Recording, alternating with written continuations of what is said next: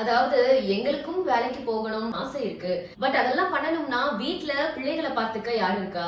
எங்க மாமனார் மாமியார் கணவர் எல்லாம் பாத்துக்க மாட்டாங்க.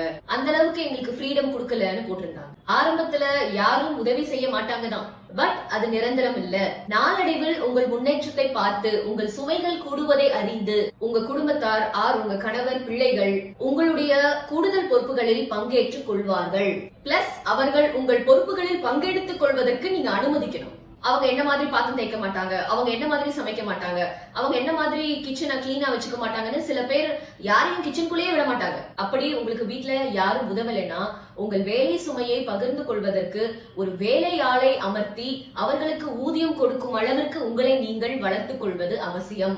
சோ தயவு செய்து யாராவது நம்ம முன்னேறுவதற்கு வழிவகுத்து கொடுப்பாங்க, நம்ம அந்த பாதையில பயணிச்சுக்கலாம்னு இருக்காம நமக்கான பாதையை நாம் தான் உருவாக்க வேண்டும் என்பதை நினைவில் கொள்ளுங்கள்.